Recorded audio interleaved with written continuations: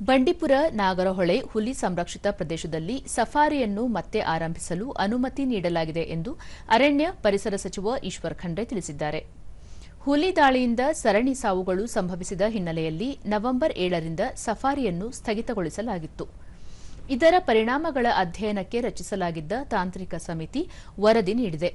ಅದನ್ನು ಆಧರಿಸಿ ಬಂಡೀಪುರದಲ್ಲಿ 8 ಗಂಟೆಗಳ ಬದಲಾಗಿ 5 ಗಂಟೆ, ಸುಂಕದಕಟ್ಟೆಯಲ್ಲಿ 6 ಗಂಟೆ, ನಾಗರಹೊಳೆಯಲ್ಲಿ 4 ಗಂಟೆ ಸಫಾರಿಗೆ ಪ್ರಥಮ ಹಂತದಲ್ಲಿ ಅನುಮತಿ ನೀಡಲಾಗಿದೆ. ಮುಂದಿನ 2 ತಿಂಗಳ ಒಳಗಾಗಿ ಸಫಾರಿ ವಾಹನಗಳಿಗೆ ಇಂಜಿನ್ ಸಂಪರ್ಕಿತ ಜಿಪಿಎಸ್ ಮತ್ತು ಡ್ಯಾಶ್ ಕ್ಯಾಮ್ ಅಳವಡಿಸುವ ಷರತ್ತು ವಿಧಿಸಲಾಗಿದೆ. ಸಫಾರಿಯ ಟ್ರಿಪ್ ಮತ್ತು ಸಮಯ ಕಡಿಮೆ ಮಾಡಲಾಗಿದ್ದು, 50% ವಾಹನಗಳನ್ನು ಮಾತ್ರ ಬಳಸಲಾಗುತ್ತಿದೆ ಎಂದು ಹೇಳಿದರು. ಸಫಾರಿ ಪುನರಾರಂಭಿಸಲು ಸ್ಥಳೀಯ ರೈತರು ಒತ್ತಾಯಿಸಿದ್ದಾರೆ. ಸಫಾರಿಯ ಕಾರಣಕ್ಕಾಗಿಯೇ ಹುಲಿಗಳು ಕಾಡಿನಿಂದ ನಾಡಿಗೆ ಬರುತ್ತಿವೆ ಎಂದು ಹೇಳಲು ಯಾವುದೇ ವೈಜ್ಞಾನಿಕ ಕಾರಣಗಳಿಲ್ಲ ಎಂದು ಅವರು ಸ್ಪಷ್ಟಪಡಿಸಿದರು.